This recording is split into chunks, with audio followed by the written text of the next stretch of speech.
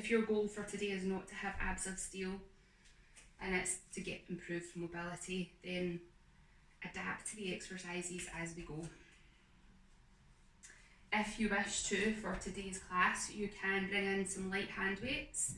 You can bring in your looped resistance band or your Pilates ball.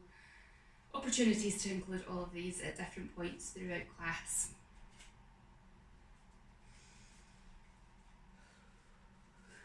So if you are happy that you have rolled out your feet enough, and if you want to stay here longer, stay here longer. When you're happy to, we can take the ball up to our hands and roll out our hands. As we're doing this, let's stand tall through the posture, shoulders down away from the ears. And try and not have tension in the shoulders while you're rolling your hands.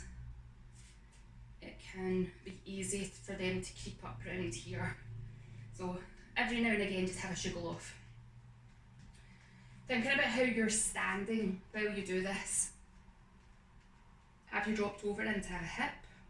And if you have, can you bring your weight more evenly between both hands and think about standing up rather than standing down into the joints.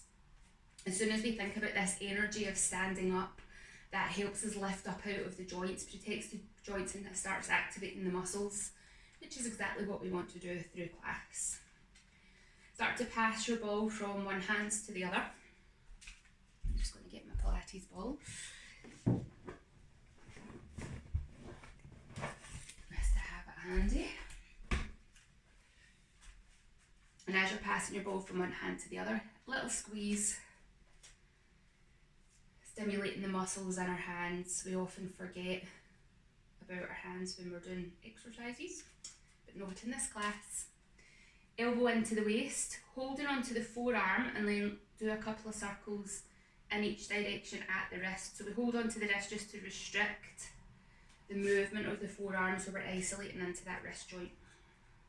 And then do the same thing off to the other side. A couple of circles in each direction. And then when you're ready to, we can pass that ball down. Oops. Right.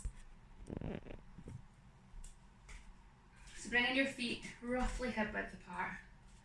Thinking about that standing up, drop the shoulders back and down. So let's do a few big shoulder rolls here. As we're rolling the shoulders out, notice is it your ribs that are moving around rather than the shoulders? And if it is, can we restrict this movement through the torso and get the movement in to the shoulder girdle. As you're doing this, notice how the neck feels. So sometimes when we're feeling tension in the neck, it's actually coming from the shoulders, maybe tension at the front of the shoulders or tension at the back. So just notice as you're circling around, what can you feel there? And then let the shoulders settle back and down. Let's pull the chin in really actively, give yourself a big double chin, and then let the neck relax. And do that a couple of times. Now if you find that every time you try and pull the chin in, you're thrusting your chest forward, stand with your back to the wall and use the wall as support so that you're not thrusting your ribs away. So that can be a nice option. If you're standing with your back to the wall, can you press your shoulder blades into the wall as well, and that will help open the chest and start to activate those upper back muscles. And then let's lift the chin, get length through the front of the neck, and then start to push your lower jaw up towards the ceiling. And again, as you're doing this, just check that you're not thrusting the ribs forward and you haven't also sunk your hips back. So can you keep the rest of your body in alignment, shoulder, hip, knee, ankle stacked.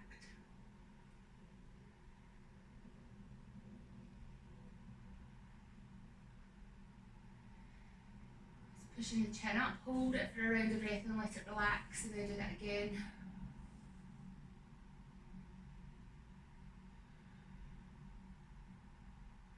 And then bring the chin down. So bringing the chin into a neutral position, so not pulled right in, but equally not pulled forward. Neck long, and then imagine somebody's lifting you up by the ear as you tilt your head over to the sides. So you're getting this length into the side of the neck. You might want to reach this hand down towards the floor to create more length here. Check that your shoulder doesn't round forward or that your chin drops in. Keep that chin in, shoulder back and down, ribs tucked in, so that you're in alignment as you get your stretch. Bring your head up and over to the other side. And then just notice what length do you have here. The range of stretch might be different on this side depending if this is your tighter or longer side. Bringing it up, taking it over. Bringing it up, taking it over. Bringing it back up to the centre. Now we're going to start to turn the head. Imagine that your head is turning from the back. So if you've got a ponytail, somebody turning your ponytail round. Check that your shoulders don't follow. Back through the centre, turn to the other side. Through the centre, turn. Through the centre, turn. Coming back into the centre. Now we're going to do a partial roll down. So looking up, as you're bringing the chin down, draw the chin in, look for that length in the back of the neck. Work your way down the spine. Come down as you come through the shoulders, let the shoulder blades separate, rounding of the upper back, thinking about sending the breastbone back. And then where you get to where your ribs meet in the middle, we're going to stop there. So just at the base of the breastbone. And check that we're still hip, knee, ankle stacked, so your hips haven't sunk back. At that end point, can you take an inhale? And then as you're exhaling, think about activation from the soles of the feet up through the legs, through the abdomen, through the spine, as you restack. Coming up tall, looking up. Inhale at the top, exhale, bringing the chin in as we come down, rounding the shoulders. Thinking about that exhale activation to support the posture, sending the breastbone back, rounding the upper back as much as it can. Take an inhale there, create space inside as you're exhaling strong from the feet up through the legs, restack the spine, and bring the shoulders back and down, bringing the head into a neutral place. From here we're going to float the arms up to about shoulder height. Think about these upper arm bones being drawn into the shoulder socket. And then we're going to squeeze the shoulder blades together as we take the arms out wide. Now as we're doing this, don't let the chest pop forward. Keep yourself tucked in, open out, squeeze those shoulder blades together. Bring the arms back in, bring the arms down. Now if you wanted to, you could include some light weights here. So bringing the arms up, opening out, squeezing the shoulder blades together. Check you're not thrusting. Bring it in, bring it down. Now if you pick up a couple of weights and you think, I can't actually lift my arms now, ditch the weights, because the weight of your arms is what's enough for you right now. Squeezing those shoulder blades together. Bringing it in, controlling it down. Now if you find that you keep thrusting your chest forward, use the wall again. Come stand with your back against the wall, create that support, bring it up, open it out, bring it in, bring it down. The wall can be a great tool to help support your alignment, but also to get that muscle activation if you're struggling.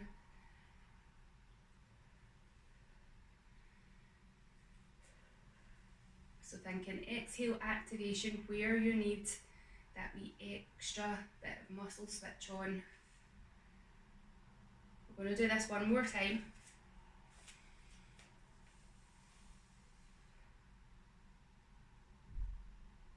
And if we're keeping our ribs tucked in and our pelvis in a neutral position, then our abdominal muscles are working. We're getting those abs of steel. Roll out the shoulders.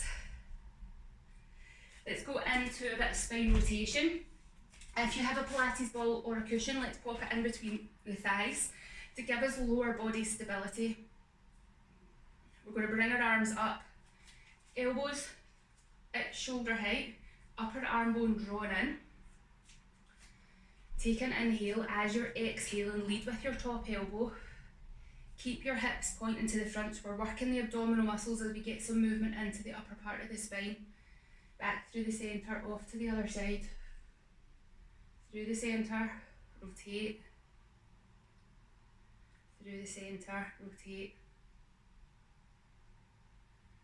Then when you come back to the centre, switch the arms round. Let's do 2 to each side with the arms switched. And if you were already alternating, then do another 2 to each side alternating. I just forgot after the first round, because sometimes I do that. Back into the centre, let the arms come out to cactus position. So elbows in line with the shoulders, upper arm bones drawn in, so the shoulder blades are coming in towards each other, activating the upper back muscles. Still keeping the hips pointing to the front. On the exhale, we're rotating round. Don't let those hips follow. Use the abdominal muscles to push the hips back.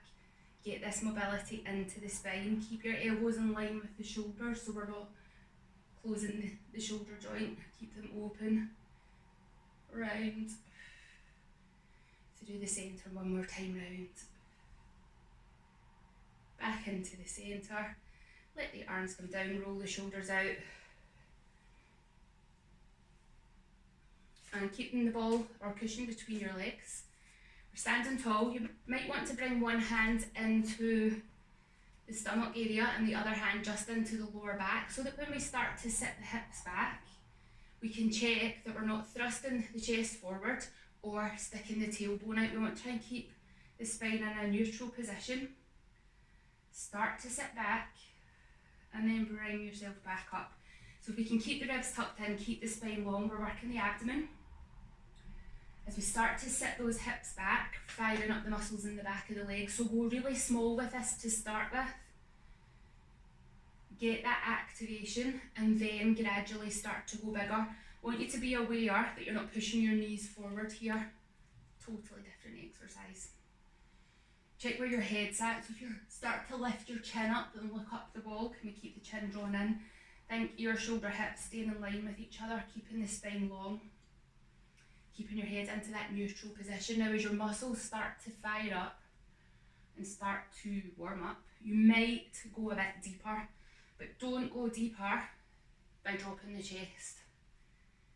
Again, different exercise.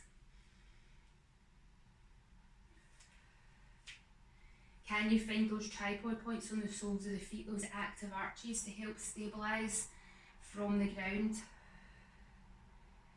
Keep the big toe anchored into the floor. This is working the feet, as well as working the legs, as well as working the abdomen, as well as working your back.